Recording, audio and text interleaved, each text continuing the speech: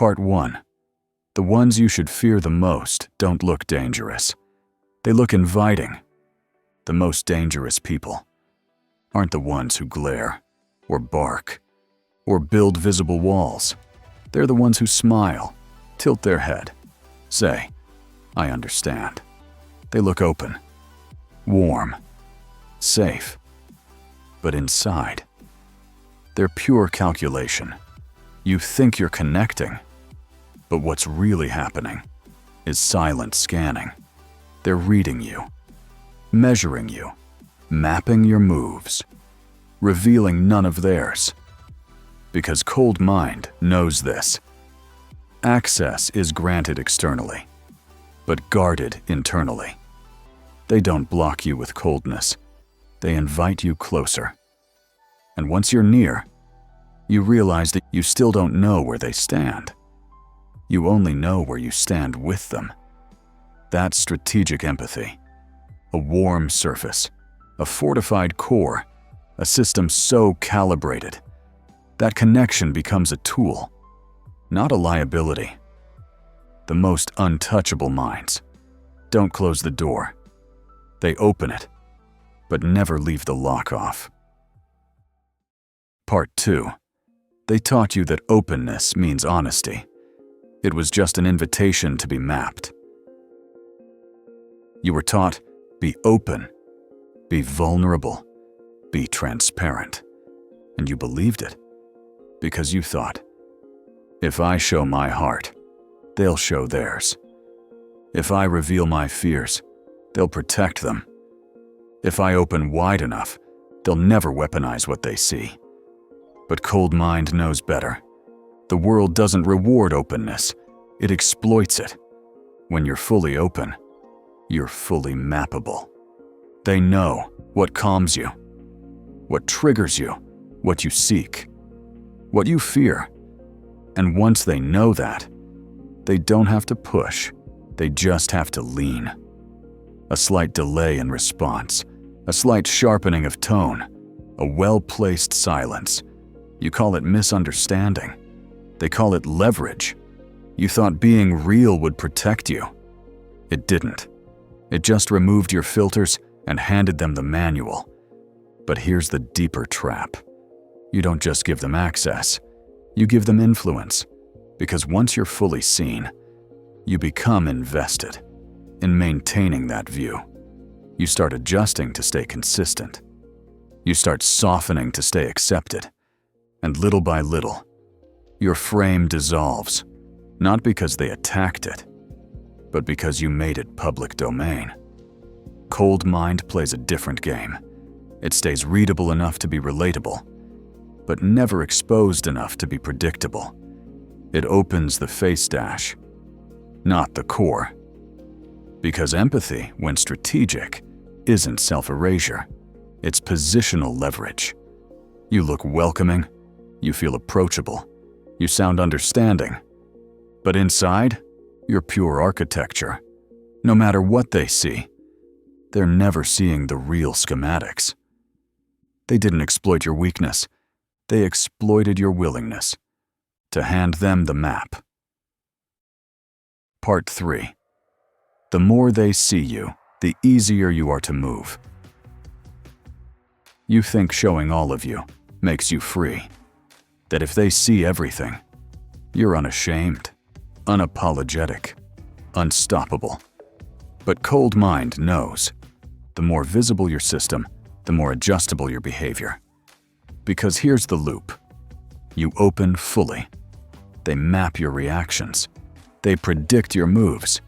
They pre-shape the environment. You adjust automatically. You lose the frame. Long before you even know it shifted. It doesn't happen through force. It happens through familiarity.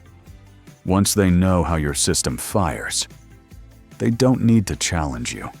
They just need to nudge you. You'll shift yourself.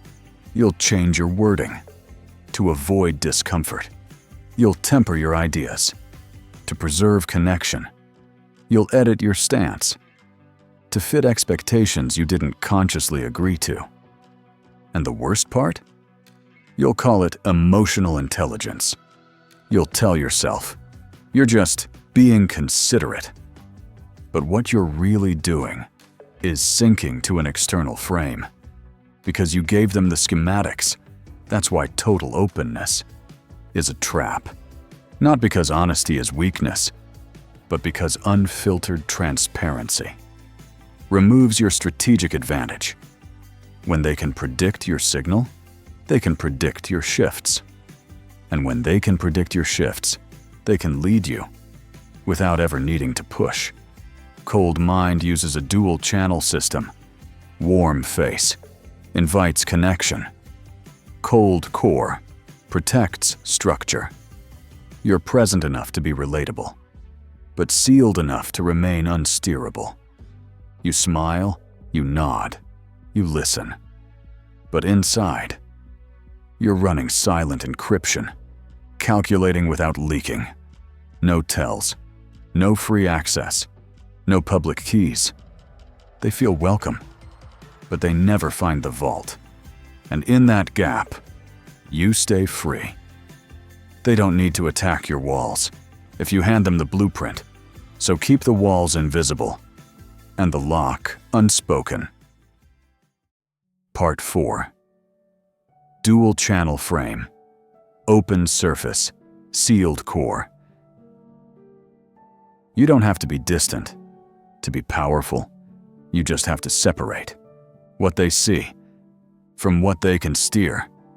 That's dual channel frame. One channel for the world. One channel for yourself. Both active, both intentional, but only one accessible. Here's the structure. Channel 1. External. Warm surface. Your face is open. Your voice is steady. Your body language is inviting. You listen deeply. You nod when appropriate. You maintain soft focus. You make them feel heard, understood, safe, because human systems lower resistance. In the presence of warmth, not coldness, not silence. Warmth. But the warmth you project is strategic, not surrender.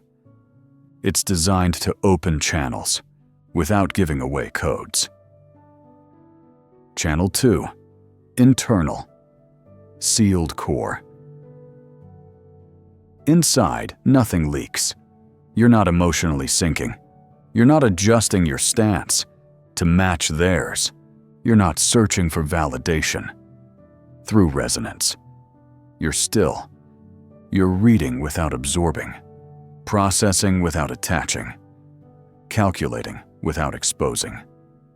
The core remains sovereign, unbent, untouched, because no matter how close they feel, they're only interacting with the surface you designed, not the architecture you protect. The power of dual channel. When done right, you appear relatable. You lower defenses around you. You control pacing without force. You invite disclosure while keeping your own system encrypted. They open up more. They relax. They reveal data. But you stay sealed, unshifted, strategically observing. Not because you're detached, but because you're disciplined. Cold mind doesn't reject humanity. It architects interaction. Because true influence isn't about being unreachable. It's about being unreadable, even when you're fully present.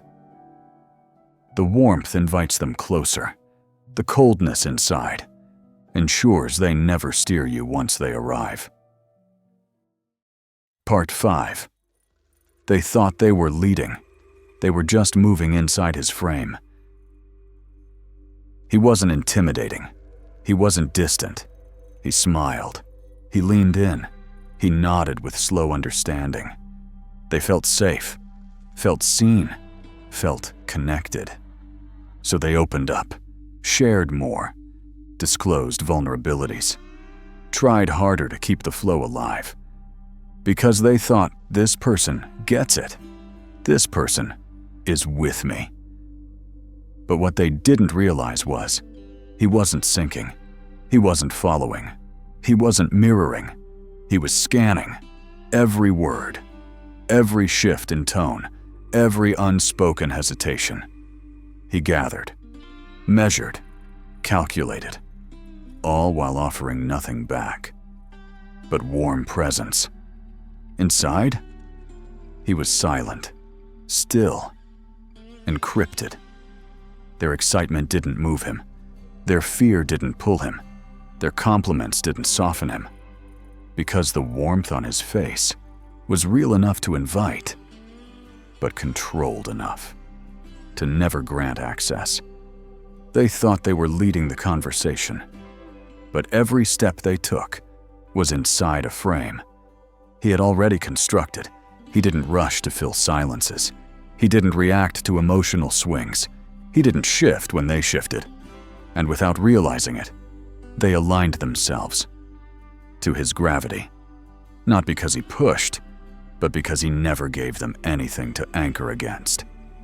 And in that vacuum, they moved toward him, fully open, fully visible, while he remained completely unreadable. You don't need to block people out. To stay sovereign, you just need to stop handing them coordinates to find your core. Part 6. Final message.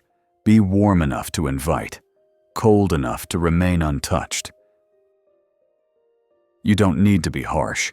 To stay sovereign, you don't need to be distant. To stay unshaken, you just need dual channels. One for the world to see. Open, approachable, disarming. One for yourself alone. Silent, sealed, unsteerable. Because true power isn't in closing doors. It's in knowing exactly which ones are real and which ones are decorative. You're not untouchable because you're cold. You're untouchable because you never hand them the real key. You offer warmth without surrender. You offer attention without absorption.